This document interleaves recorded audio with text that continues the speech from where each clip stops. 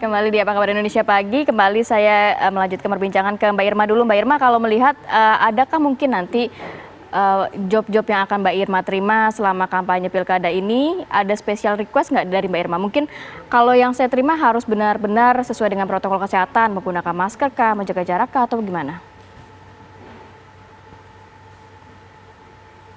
Mbak Irma? Halo Mbak Irma. Halo Mbak Irma.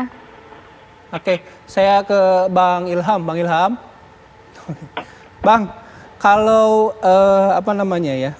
Tadi kan KPU kan juga menerima masukan dari berbagai pihak ya soal ini.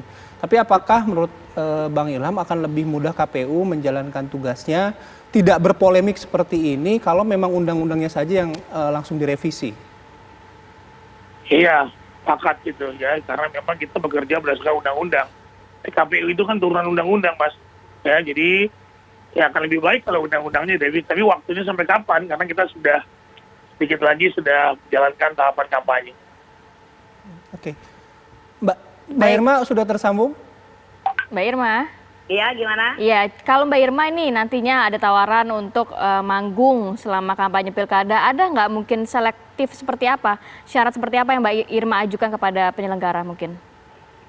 Ya itu saya paling mau minta kepada panitia untuk para petugas keamanannya menjaga penonton supaya tidak yang terlalu mendekat ya ke arah kita gitu kan. Ya nonton juga kalau mau nonton ya agak jauh jaraknya dari panggung, dari sisi panggung.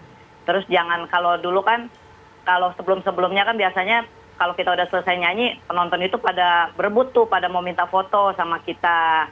Nah itu paling itu saya mau minta dilarang, jangan ada yang mau minta foto-foto, seperti itu aja. Tapi tetap mau ngisi acara Mbak, nanti bisa dibully netizen, kemudian ada juga pekerja seni yang nggak setuju dengan konser musik. Ya kalau udah urusan perut udah bingung juga ya. Misalnya gini, nggak munafik namanya kita ada dikasih rezeki, datang rezeki ke kita. Ya masa rezeki kita tolak, yang penting bagaimana pintar-pintarnya kita untuk menjaga diri aja, waspada, terus tetap mengikuti prosedur protokol kesehatan.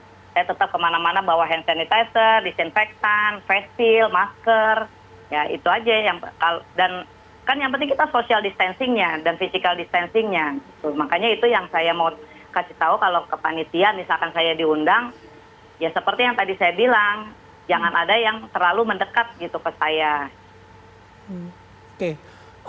Tapi kalau Mbak Irma ngobrol-ngobrol nih sama teman-teman lain yang mungkin juga sudah sering diminta untuk ngisi acara kampanye pilkada, Ya.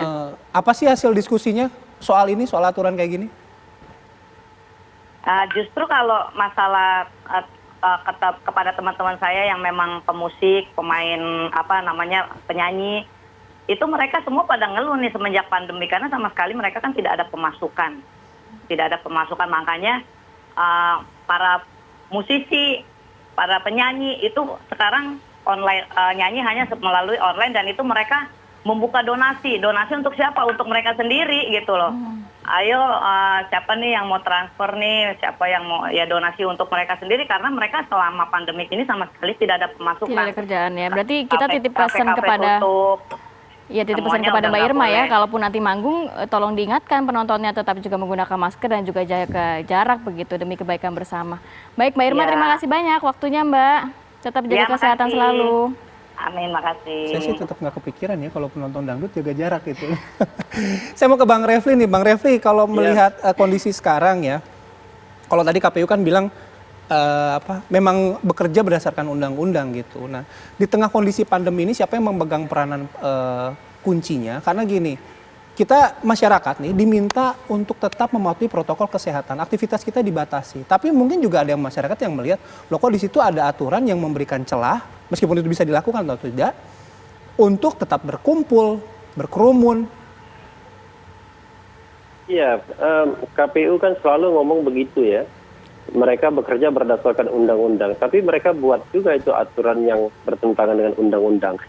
Jadi seperti misalnya larangan mengenai mantan koruptor bisa nyalon ya. Jadi beda prinsipnya begini ya kepada Ilham itu.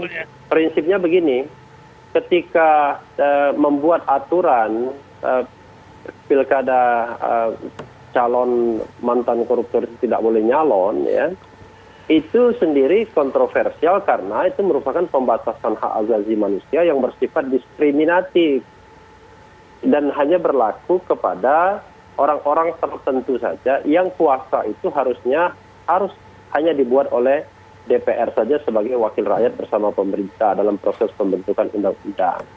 Tapi kalau ini aturan yang tidak diskriminatif berlaku kepada semua calon, kepada semua orang, sehingga justifikasinya itu ada begitu. Dan saya yakin kalau aturan ini dibuat oleh KPU karena undang-undang tidak melarangnya misalnya, maka saya yakin tidak akan dibatalkan oleh Mahkamah Agung. Jadi ada prinsip-prinsip di mana kadang-kadang sebuah pengaturan itu bisa kita buat, ya, sepanjang tadi dia tidak diskriminatif, kemudian masih dalam lingkup untuk memperlancar atau memberikan ruang yang sama bagi Berarti kuncinya tetap di KPU gitu ya, Bang Refli? Ya, kalau seandainya tidak ada perubahan undang-undang, ya, baik undang-undang maupun Perpu, maka kuncinya tetap ada di KPU. Kalau tidak dilarang, maka mereka kan bisa menggunakan sarana tersebut.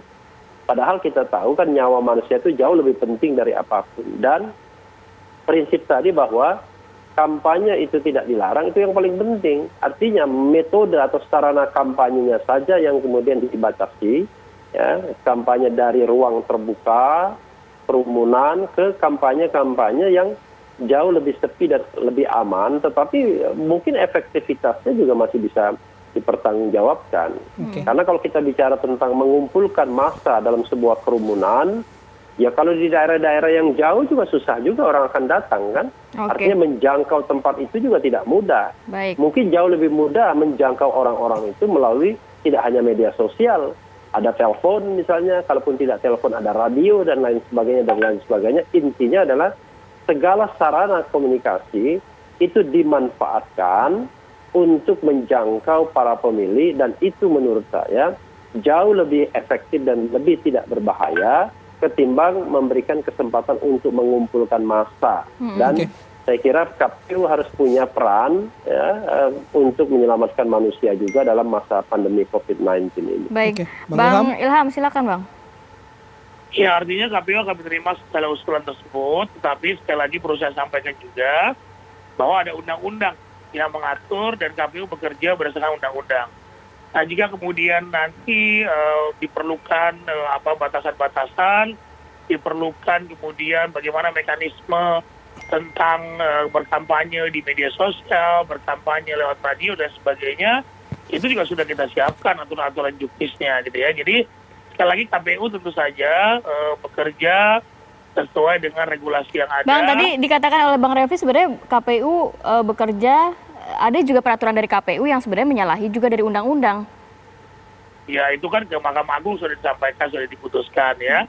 Nah, tapi tentu kita harus agak hati-hati sekali dengan kondisi seperti itu. Justru itu jadi pelajaran buat kami sebetulnya ya, untuk kemudian melihat jangan sampai kemudian kejadian kemarin terulang lagi. Karena kan gini, ada juga orang-orang yang merasa dirugikan dengan misalnya saja tidak ada kampanye dengan metode rapat umum misalnya saja. Ini pasti ada yang dirugikan. Tetapi sekali lagi gini, kami sudah mengatur itu, dan kalaupun diperbolehkan harus berkoordinasi dengan para pihak. Nah, sekarang KPU, Kemendagri, dan juga Bawaslu sudah menggodok aturan tentang itu agar kemudian ini bisa, jika ada yang melanggar aturan-aturan ini bisa dikenakan sanksi. Demikian, Mbak. Oke. Dalam pembahasan itu sanksinya yang sudah muncul ke permukaan seperti apa, Bang Ilham? Ya, bisa saja kemudian diperingatkan dengan tidak bisa mengikuti tahapan berikutnya. Nah, di undang-undang, Mas, di undang-undang ini kampanye, pelanggaran terhadap kampanye itu bukan pelanggaran yang bisa didiskualifikasi.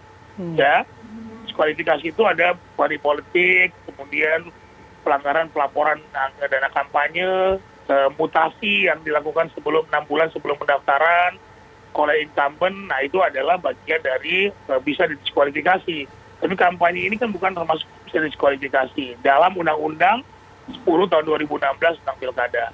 Itu, Mas. Ya. Oke. Oke, ke Bang Refli. Bang Refli, tapi kalau melihat ada catatan lain nggak dari Bang Refli terkait konser musik ini? Kan kita juga tahu selain juga konser musik kan ada beberapa hal yang juga diperbolehkan oleh KPU selama masa kampanye ini, Bang.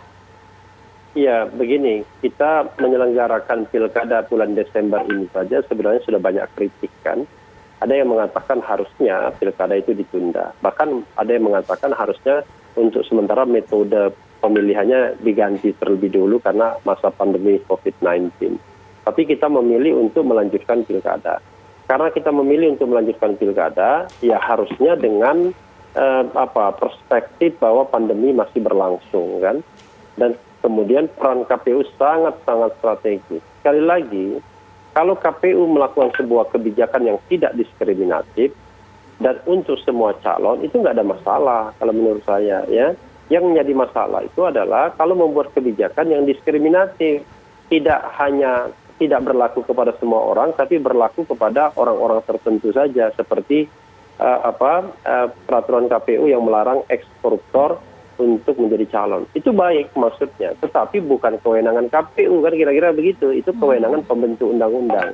Nah sekarang ketika KPU ingin melarang kampanye-kampanye di luar ruang karena alasan protokol COVID-19, saya kira itu kewajiban KPU juga untuk sama-sama menegakkan aturan keselamatan manusia. Dan jangan terkesan lempar kepada Satgas misalnya atau lempar kepada pihak lain. Bukan lempar. Kewenangan COVID itu ada di kewenangan COVID bukan. itu ada di Satgas. Ya, bukan lempar. Saya selesaikan. Saya selesaikan. Karena mereka punya kewenangan untuk inilah susahnya pejabat kita ini. Saya Ilham ngomong. Saya kan tidak pernah bantah, saya tidak pernah memotong. Nah, saya selesaikan dulu ya. Saya cuma meluruskan. Nah, baik, Bang Refli selesaikan dulu, baru ke Bang Ilham.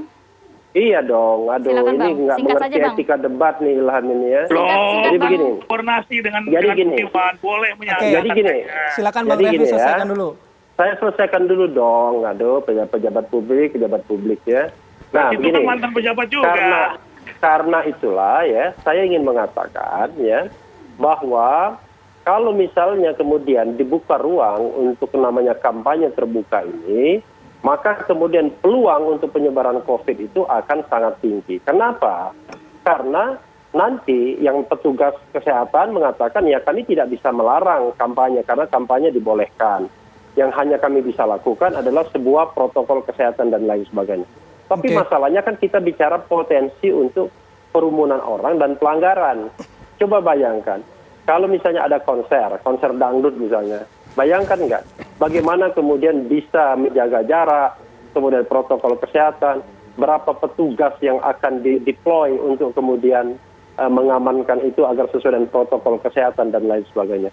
Tidak cukup tenaga untuk mengawal semua itu. Karena itulah menurut saya, kita harus lakukan di hulunya, jangan di hilirnya begitu. Nah, di hulunya itu adalah melarang kegiatan-kegiatan kampanye di luar ruang itu. Dan menurut saya, KPU punya legitimasi untuk itu.